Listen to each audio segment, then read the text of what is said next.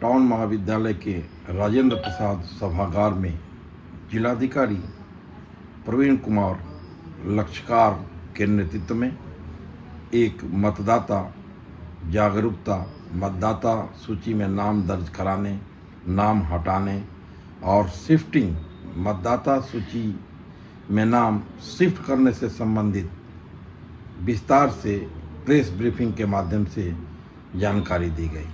जिलाधिकारी ने बताया कि निर्वाचन आयोग ने फॉर्म 8 एक ऐसा फॉर्म विकसित किया है जिससे आप अपना नाम देश के किसी भी हिस्से से वर्तमान रह रहे ठिकाने पर शिफ्ट करा सकते हैं, अपना एपिक परिवर्तित करा सकते हैं और फॉर्म 7 से नाम हटा सकते हैं।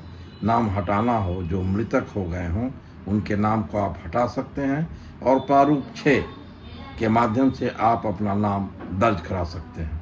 नाम दर्ज कराने के लिए हार्ड कॉपी के साथ ही आप ऑनलाइन व्यवस्था उत्तर प्रदेश निर्वाचन आयोग के साइट पे और भारत निर्वाचन आयोग के साइट को खोल करके भी अपना नाम दर्ज करा सकते हैं। इसके साथ ही जिलाधिकारी ने इस बात पर भी जोर दिया कि पुरुष के सापेक्ष महिला मतदाताओं की संख्या कुछ कम रह जाती है, उसको हम देखें और महिलाओं को अधिक से अधिक वोटर बनाएं। इसके साथ ही उन्होंने मतदाता बन जाने के बाद मतदान प्रतिशत पर भी जोर दिया और कहा कि मतदाता तो हम बन जाते हैं लेकिन वोटिंग करने नहीं जाते हैं। हम अधिक से अधिक संख्या में 5 साल पर होने वाले महापर्व में अधिकाधिक संख्या में वोट करें और मतदान प्रतिशत को बढ़ाएं। इन्हीं बातों के साथ आप देखिए अपर जिलाधिकारी ने कार्यक्रम में अपने उद्बोधन में क्या कहा है। आप देख रहे हैं बलिया न्यूज़ 24। वीडियो देखने के लिए आपका बहुत बहुत धन्यवाद। कार्यक्रम का शुभारंभ जिलाधिकारी द्वारा मां सरस्वती के चित्र पर दीप प्रज्वलन से किया गया। जिलाधिकारी और प्राचार्य टाउन महाविद्यालय, अपर जिलाधिकारी महोदय। जिलाधिकारी महोदय के नेतृत्व में हमारे नोडल सिंह, हमारे जिला विद्यालय निरीक्षक भी यहाँ बैठे हुए हैं। एक चीज की थोड़ी सी कमी यहाँ महसूस होती है, मैं जरूर उसको इंगित करना चाहूँगा। हमारे जनपद में हम लोग माहौल खूब बनता है, कार्यक्रम खूब करते हैं, नए मतदाताओं को भी बनाते हैं, जब लेकिन वोटिंग परसेंटेज की बात आती है तो कहीं ना कहीं हमसे चूक हो जाती है। तो मैं आप लोगों का आह्वान ये करूंगा कि आप ज्यादा से ज्यादा संख्या में मतदाता बने, मतदाता सूची में अपना नाम दर्ज कराएं और जब मतदान हो, जब लोकसभा या विधानसभा का चुनाव हो तो आप उसमें अपने मताधिकार का प्रयोग जरूर करें। देखिए, होली, दिवाली, दशहरा तो प्रति वर्ष आता है ये त्योहार, लेकिन ये जो मतदान का जो त्योहार होता है ये लोकसभा में एक बार 5 साल पर और विधानसभा का भी 5 साल में एक बार होता है। या यूं कहें कि हमको 3 साल के अंतराल पे हमको अपने मताधिकार का प्रयोग करने का अवसर मिलता है, तो हमें जरूर करना चाहिए। लेकिन इसके लिए सबसे जरूरी है कि आप सबसे पहले मतदाता बन जाएं। इसके लिए आप अपने आज मतदाता सूची का प्रकाशन लगभग की सभी 2607 मतदेय स्थलों पर कर दिया गया है। आप जहां भी रहते हो वहां अपने से संबंधित मतदेय स्थल पर जाकर फिजिकली वोटर लिस्ट को देख करके अपने परिवार का, अपने आसपास पड़ोस के लोगों का नाम देख सकते हो। उनका अगर नहीं है मतदाता सूची में नाम तो आप उनका फॉर्म 6 भरवा सकते हैं। कोई त्रुटि है तो फॉर्म 8 भरवा सकते हैं। किन्हीं कारणों से कोई आदमी वहां नहीं रह रहा है तो उसका नाम कटने का भी प्रावधान है, उसके लिए फॉर्म 7 भरना पड़ेगा।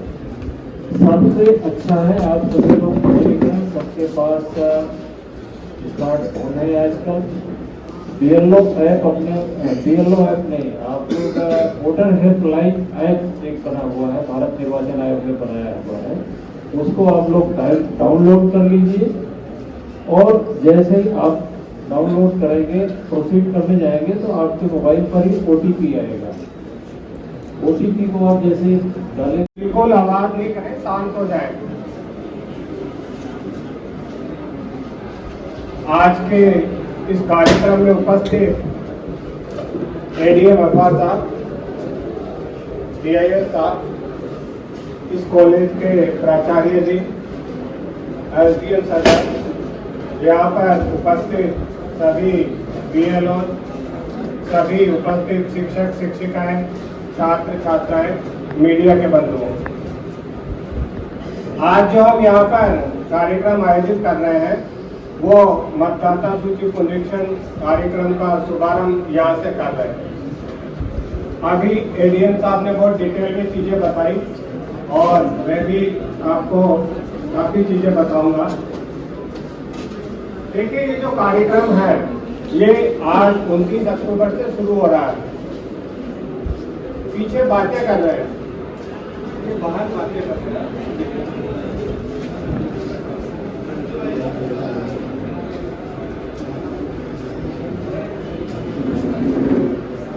ये जो कार्यक्रम है ये 29 अक्टूबर से शुरू हो रहा है और 28 नवंबर तक चलेगा।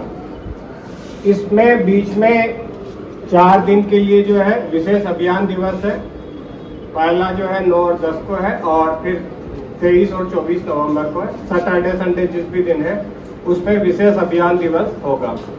विशेष अभियान दिवस के दिन जो भी संबंधित BLO है वो उस मतदान केंद्र पे या मतदान बूथ जो भी है उस पे उपस्थित रहेंगे और आप वहां जाकर के उनसे जानकारी ले सकते हैं। आज जो हमने पहला काम किया है वो हमने वोटर लिस्ट का प्रकाशन किया है। जनपद की जितनी भी वोटर लिस्ट है वो हमारी वेबसाइट पे पब्लिश है।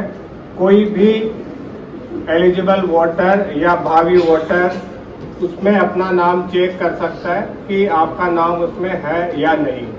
इसके अलावा जैसे नाम में कोई अशुद्धि तो नहीं है, त्रुटि तो नहीं है, अगर आपको ठीक कराना हो तो भी आप उसको देख सकते हैं। ये जो इलेक्शन प्रोसेस है आप सभी जानते हैं कि पिछले 70 वर्षों में इसने काफी प्रगति करी है। पहले जो इलेक्शन हुआ था वो बैलेट बॉक्स से होता था, अब जो है EVM से होने लगा है और ट्रांसपेरेंसी बहुत ज़्यादा बढ़ी है। लॉ एंड ऑर्डर अब 0 हो गया है। अब कानून व्यवस्था से संबंधित जो शिकायतें होती है वो नहीं आती है। पहले चुनाव होता था तो हिंसा की काफ़ी खबरें आती थी, मारपीट की घटनाएं आती थी या कोई व्यक्ति चुनाव में झगड़े में मर गए, ऐसी घटनाएं आती थी। लेकिन उस चीज़ों पे कंट्रोल काफ़ी हद तक कर लिया गया है।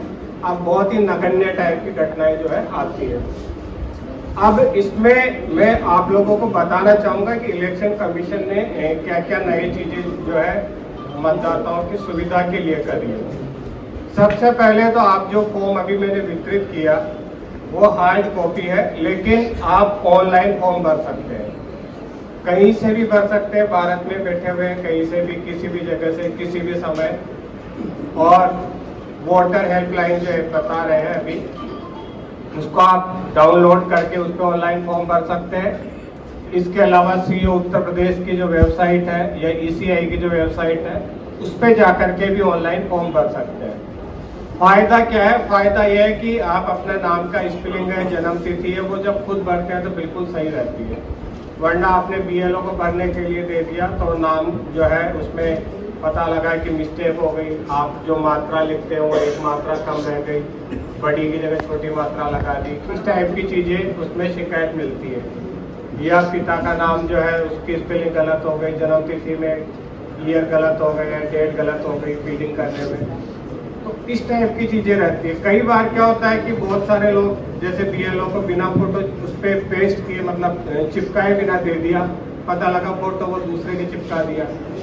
तो ऑनलाइन जब आप करते हो तो ये सारी समस्या खत्म है, आप कहीं से भी ऑनलाइन कर सकते हैं। दूसरा, पहले क्या होता था कि जैसे मान लो आज मैं बलिया में हूँ और मेरा जब कहीं भी ट्रांसफर होता है तो हम क्या करते थे, पहले यहाँ से फॉर्म 7 भर के नाम कटवाते थे और फिर दूसरी जगह जाकर के नाम जुड़वाते थे। लेकिन अब क्या कर दिया, एक फॉर्म 8 बना दिया सीधा, और उसमें आप शिफ्ट कर सकते हैं। शिफ्ट का मतलब मेरा जो नाम बलिया में, मैं नए एड्रेस पे चला गया, वहाँ जाके फॉर्म 8 भरूंगा, मैं अपना नया एड्रेस लिखूंगा, तो यहाँ से वो कट जाएगा ऑटोमेटिकली और वहाँ पे जुड़ जाएगा। अब वो 2 फॉर्म भरने की जरूरत नहीं बची, फॉर्म 8 भरेंगे तो शिफ्टिंग हो जाएगा। इसके अलावा किसी व्यक्ति को अपने नाम में संशोधन करना है तो फॉर्म 8 भर सकते हैं, किसी को नया एपिक कार्ड चाहिए तो फॉर्म 8 भर सकते हैं। तो फॉर्म 8 के अब 4 यूज हो गए हैं। तो फॉर्म 8 से काफ़ी चीज़ें अब हो सकती है। अब वो मान लो किसी महिला है, महिला यहाँ पर वोटर है और उसकी शादी हो गई दूसरी जगह, अब वो चाहती है कि वहाँ तो नाम जुड़वाने की या काटने की जरूरत नहीं, सीधा आप फॉर्म 8 भर दीजिए, ऑटोमेटिकली वो नाम शिफ्ट होकर के, चाहे विधानसभा अलग है तो भी हो जाएगा, डिस्ट्रिक्ट अलग है तो भी हो जाएगा, स्टेट अलग है तो भी हो जाएगा। तो ये एक बहुत बड़ी सुविधा जो है चुनाव आयोग ने दी है। इसके अलावा पहले क्या होता था कि वोटर लिस्ट में केवल नाम रहते थे, लेकिन इलेक्शन कमीशन ने एक अभियान चलाया और उसको फोटो युक्त निर्वाचक नामावली बना दिया। अब हर आदमी की फोटो है और हर आदमी के पास एपिक कार्ड है। पहले जैसे जब 1995 के आसपास ये जब चला और जब फोटो आती थी ब्लैक एंड व्हाइट रहती थी और ऐसी फोटो होती थी कई लोग पहचान भी नहीं आते थे, लेकिन आज बिल्कुल क्लियर फोटो आती है। अब कलर्ड एपिक भी बनने लग गए, बहुत अच्छे तरीके से फोटो आती है, जो आप फोटो देंगे वैसे की वैसे प्रिंट होकर के आएगी। और अगर मान लो कोई व्यक्ति गुजरात में रहता है, वहाँ का एपिक बना है और मान लो आज वो बलिया में आके रहने लग गया, उस एपिक से वो वोट डाल सकता है। ऐसा नहीं है कि यहाँ आने पे नाम जुड़वाया तो नया एपिक बनवाना पड़ेगा। वो एपिक कार्ड जो फोटो आइडेंटिटी कार्ड बना है निर्वाचन नामावली का, वो यहाँ भी मान्य है। इसके अलावा जो है इलेक्शन कमीशन 11 से 12 और डॉक्यूमेंट्स जो है वोट डालने के लिए प्रोवाइड कराता है, लेकिन वो सारे डॉक्यूमेंट्स ऐसे होते हैं जिसमें आपकी फोटो रहती है। राशन कार्ड उसमें अलाउड नहीं करता है क्योंकि फोटो नहीं रहती। अब राशन कार्ड में भी फोटो आना चालू हो गई है वैसे, लेकिन जैसे नरेगा का जॉब कार्ड है या बैंक अकाउंट के पास, उनसे भी आदमी वोट डाल सकता है। लेकिन ज़्यादातर अब जो वोट डालते हैं लोग 95% प्लस लोग जो है या तो एपिक से डालते हैं या आधार कार्ड से डालते हैं। हालांकि जैसे सर्विस कार्ड है, ये सब वैकल्पिक चीज़ें भी मौजूद हैं। अब एक समस्या और आई जब नाम बढ़ाए और सब करा, डुप्लीकेसी की। डुप्लीकेसी मतलब एक आदमी जैसे मान लो आज बलिया में नाम भर दिया, मान लो उसका ट्रांसफर होकर बनारस चला गया, बनारस में भर दिया, 3 साल बाद ट्रांसफर होकर मान लो लखनऊ चला गया, लखनऊ में भर दिया। एक ही आदमी के जो है 3-3 जगह नाम हो जाते हैं। भरवाने का सब ध्यान रखते थे, काटने का कोई नहीं रखता है, ये नहीं सोचता कि कटवा दिया जाए। तो उसके लिए इलेक्शन कमीशन ने एक सॉफ्टवेयर बनाया और उसमें जो है उसको हम PSC और DSC बोलते हैं, फोटो सिमिलर एंट्री और डेमोग्राफिक सिमिलर एंट्री। तो कंप्यूटर से AI की मदद से अगर कोई आदमी की 2 फोटो एक साथ मैच कर रही है या किसी 3 आदमी की फोटो मैच कर रही है या उनके नाम, पिता का नाम, जन्मतिथि मैच कर रही है, तो कंप्यूटर ऑटोमेटिकली छांट के बता देता है कि ये सस्पेक्टेड है और वो लिस्ट हमारे पास आ जाती है और हम उसको वेरीफाई करते हैं। और अगर ये प्रूव होता है कि 2 जगह या 3 जगह उस व्यक्ति का नाम है, तो हम उससे पूछते हैं कि आप कहाँ पर नाम रखना चाहते हैं, बाकी वो नाम डिलीट कर दिया जाता है। तो ये डुप्लीकेसी रोकने की दिशा में बहुत बड़ी पहल है और इससे जो हमारी वोटर लिस्ट है वो बहुत क्लीन हो पाएगी। तो अगर कोई ये सोचता है कि मैं 2-3 जगह से भर दूं तो वो अपने आप पकड़ में आ जाएगा।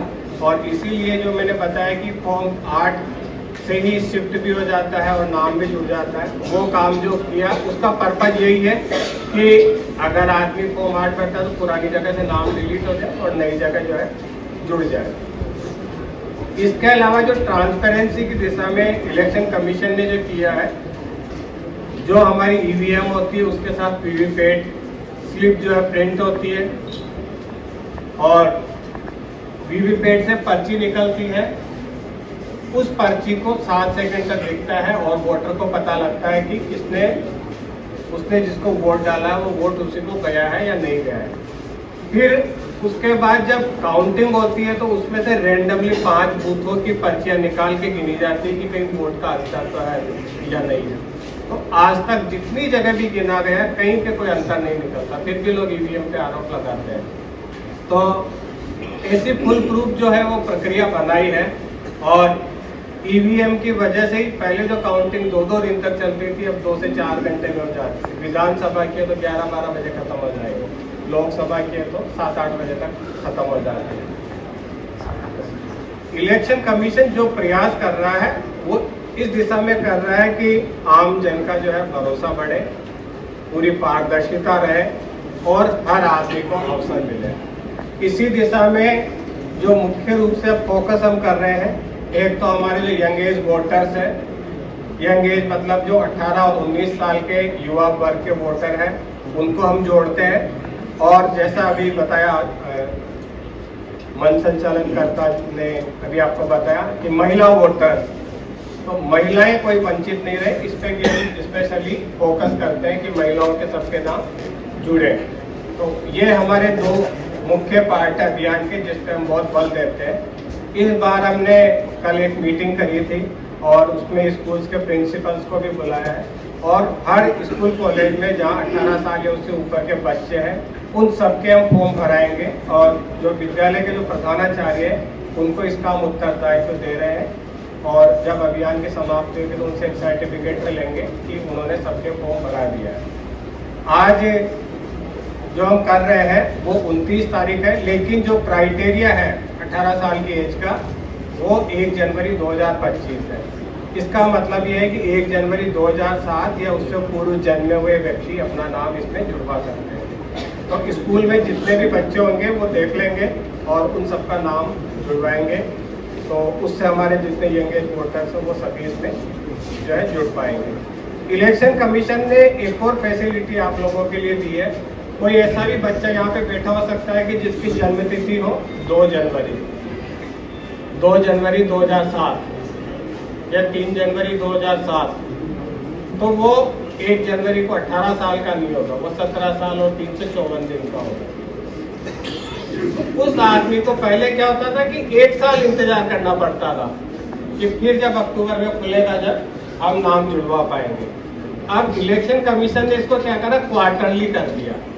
मतलब आप एडवांस में फॉर्म भर सकते हो और क्वार्टरली का मतलब है कि 1 जनवरी को अगर 18 साल का हो रहा है तो भर दो, 1 अप्रैल को 18 साल का हो रहा है तो उस टाइम भर सकता है, 1 जुलाई को हो रहा है तो उस टाइम भर सकता है, 1 अक्टूबर को अगर हो रहा है तो ऑनलाइन फॉर्म भर सकता है, चाहे अभियान चल रहा हो चाहे नहीं चल रहा हो।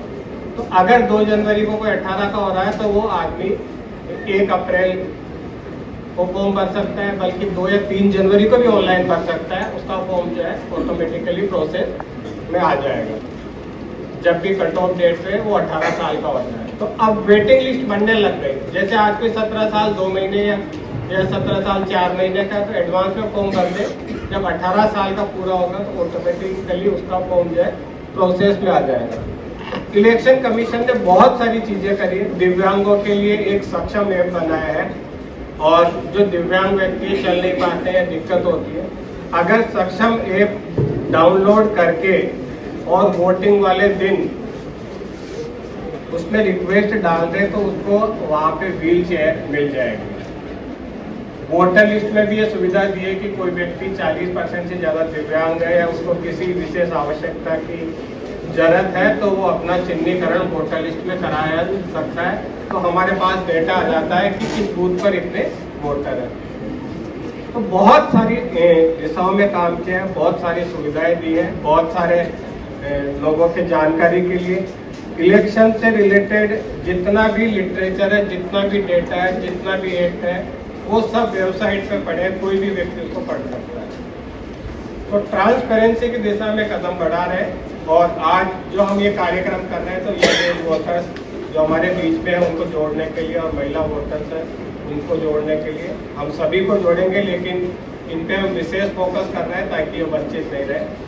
तो 1 महीने अभियान चलेगा। आप लोग अपना मैं अपील करूंगा कि सब लोग जो भी 18 साल पूरे कर चुके हो अपना नाम जुड़वाइए और जब मतदान का दिन होता है तो मतदान जरूर करिए।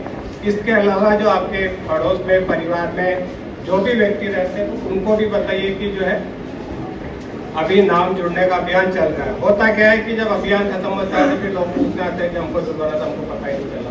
इसीलिए हम बार बार जो है मीडिया में और हर प्लेटफॉर्म पे इसको देते हैं, पॉलिटिकल पार्टी के साथ मीटिंग करते हैं, सबको बताते हैं ताकि हर आदमी जो है अपना नाम जुड़वा पाए। और आप लोगों ने अपना अमूल्य समय दिया और बहुत पेशेंसली सुना, तो आप सब लोगों का मैं हार्दिक आभार व्यक्त करता हूँ। और आप सभी इस देश के भविष्य के नागरिक हैं, आप सभी युवा वोटर हैं, तो उसके लिए भी मैं आप सभी को बहुत बहुत बधाई देता हूँ। Thank you. बहुत बहुत धन्यवाद। सूची पुनरीक्षण कार्यक्रम का शुभारंभ हुआ है और ये कार्य जो है 29 अक्टूबर से आज से शुरू हुआ है और 1 महीने तक चलेगा और 28 नवंबर तक चलेगा ये अभियान। और इस दौरान जो भी व्यक्ति महिला या 18 वर्ष की एज पूरी कर चुके हैं वो अपना नाम जो मतदाता सूची में सम्मिलित करा सकते हैं। इसके अलावा अगर कोई मृतक हो गया या शिफ्ट हो गया है, नाम अगर डिलीट कराना है या पता चेंज हो गया या संशोधन कराना है तो वो कार्य भी इस दौरान होगा। और इसमें 2 विशेष अभियान दिवस है, एक 9 और 10 तारीख को है जो नवंबर में जो पड़ेगा, और इसके अलावा दूसरा जो अभियान दिवस है वो 23 और 24 नवंबर को पड़ेगा। और इस 1 महीने में हम अभियान चला करके जितने भी हमारे यंग एज वोटर्स और महिला वोटर्स उनके नाम विशेष रूप से जोड़ेंगे और जितने फॉर्म आएंगे उसके आधार पर हम 6 जनवरी को वोटर लिस्ट का पब्लिकेशन करेंगे। Thank you. चलो चलो एक एक करके सबको लेना है। तुम आओ, इधर आओ। और जी और ले लीजिए 1-2। इधर आओ। सर हम माइनॉरिटी के कोई चलो तुम भी लो।